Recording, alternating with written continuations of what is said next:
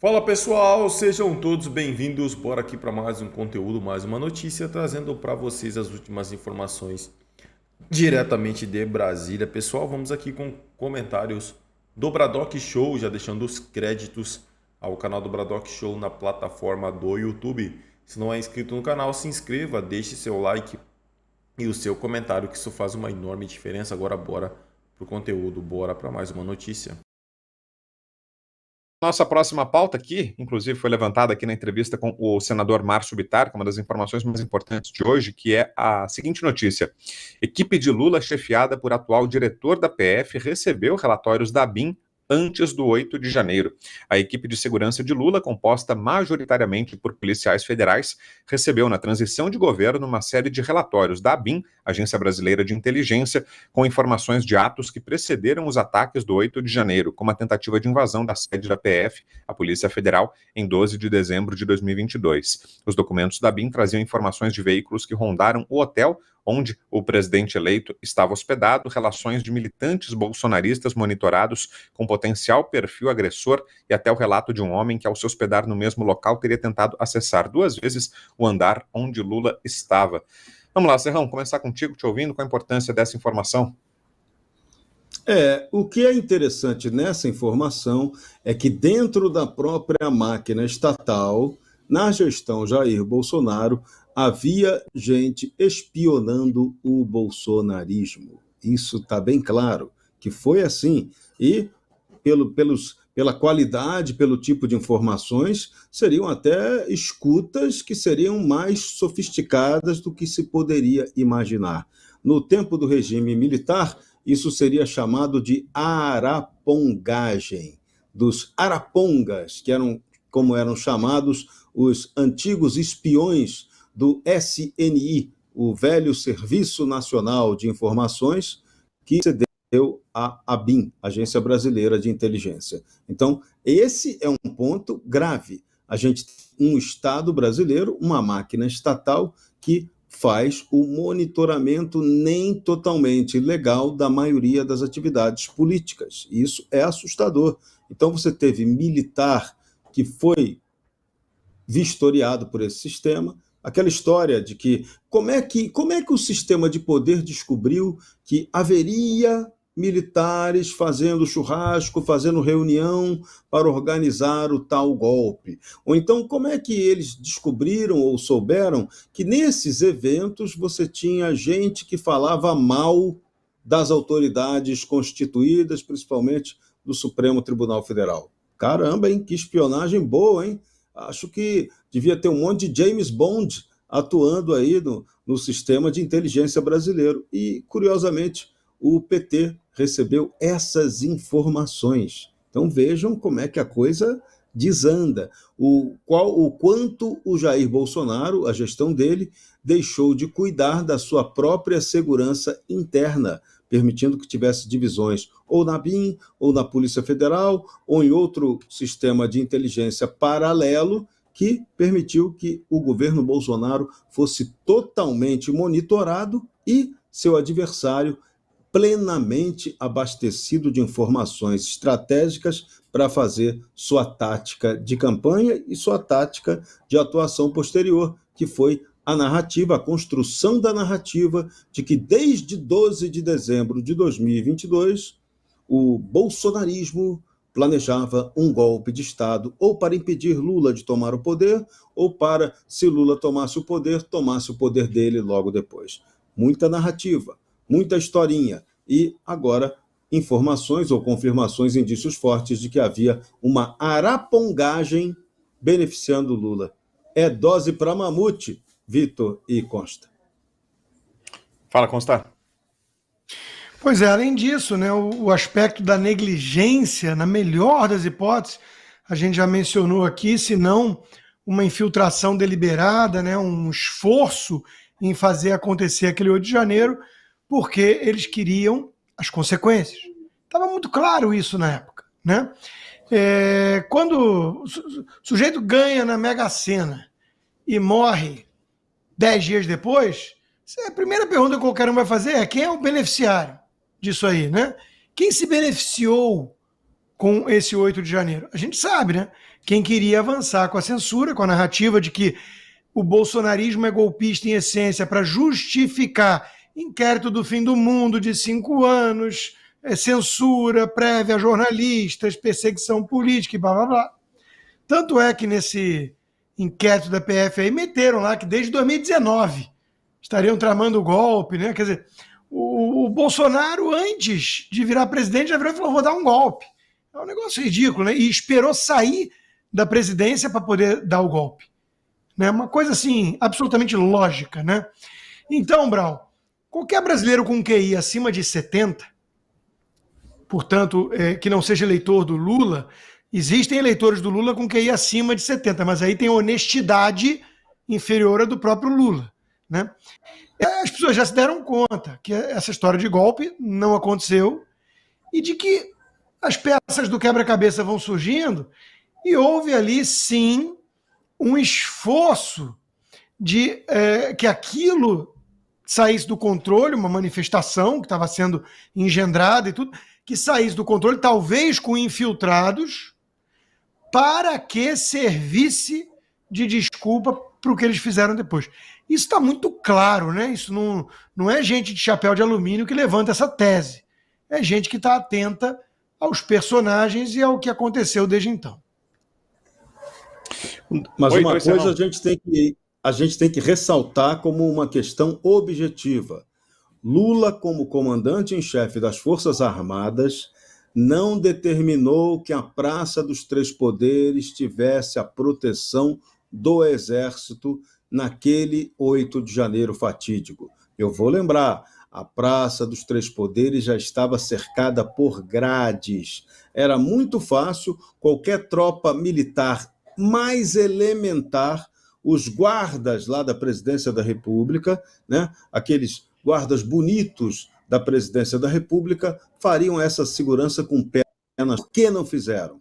Por que o comandante em chefe Lula não garantiu a segurança da Praça dos Três Poderes? Por que os poderes, por exemplo, que os inquéritos, tanto da Procuradoria-Geral da República ou do Supremo Tribunal Federal, nunca cobraram a responsabilidade direta do comandante em chefe das Forças Armadas? Jogaram toda a bronca para cima da Polícia Militar do Distrito Federal ou dos bolsonaristas, acusados de tentativa de golpe de Estado para a tomada do poder. E agora, novamente, voltam à tese de que Bolsonaro é que foi o grande planejador desse golpe, junto com os seus generais ligados à área de forças especiais, que é outra ficção histórica impressionante. Então, é isso, né? O Lula passou incólume, não teve nenhuma responsabilidade objetiva sobre o 8 de janeiro. Isso é absolutamente inacreditável.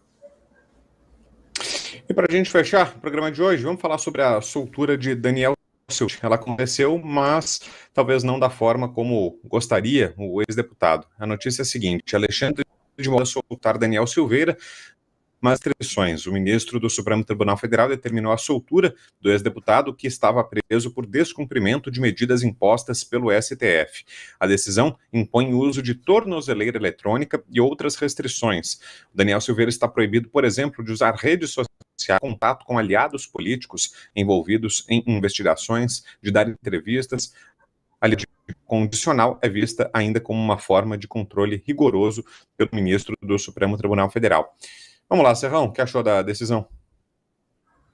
Daniel Silveira ganhou uma liberdade aprisionada, uma nova modalidade, né, de liberdade, entre aspas, que o sistema de poder do Brasil nos impõe. O caso dele é gravíssimo. Daniel Silveira é um preso político. Ele é vítima da incompreensão, da burrice estratégica de seus pares no Congresso Nacional. Se eles lá atrás não tivessem impedido que Daniel Silveira tivesse sido processado, que se o Congresso tivesse dito que tinha que ser respeitado o artigo 53 da Constituição, nada disso estaria acontecendo. E depois do caso Daniel Silveira foi aquele tipo de história daquela música dos originais do samba, né? Assassinaram o camarão. No caso, que foi assassinado, foi o camarão da democracia. E aí começou a tragédia no fundo do mar, a partir desse desrespeito ao Estado de Direito, com o caso do Daniel Silveira. E agora, o que vem por aí na sequência é a continuidade dessa gravidade. Nessa posta soltura aprisionada do Daniel Silveira, ele não pode sequer chegar perto de um fone celular. Ele vai ser monitoradíssimo. Qualquer coisa, qualquer familiar dele, ele não pode se comunicar com ninguém, está escrito lá, nem através da ajuda de qualquer familiar dele. Não pode ter acesso, tem horário restrito, só pode sair de casa depois de 6 horas da manhã e tem que estar sempre em casa às 22 horas. Recebeu lá, tem tornozeleira eletrônica para monitorar todos os seus passos. Será que a tornozeleira eletrônica dele também teria alguma escuta, né, ambiental? Porque a gente não sabe o grau de perseguição a esse cara. Esse cara está sendo muito perseguido pelo sistema. É o preso político brasileiro. O Congresso brasileiro, a oposição, tinha que fazer uma anistia específica só para o caso Daniel Silveira.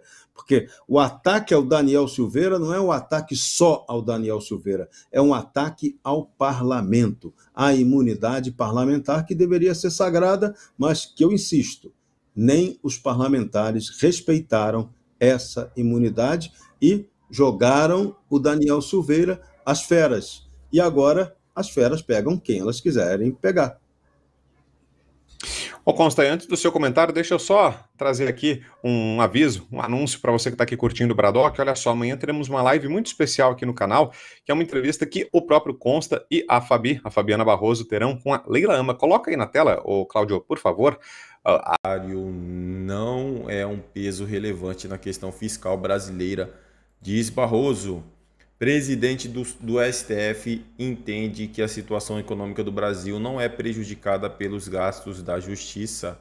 O presidente do Supremo Tribunal Federal, ministro Luiz Roberto Barroso, afirmou nesta quinta-feira que o Poder Judiciário não exerce um papel significativo no impacto fiscal do Brasil.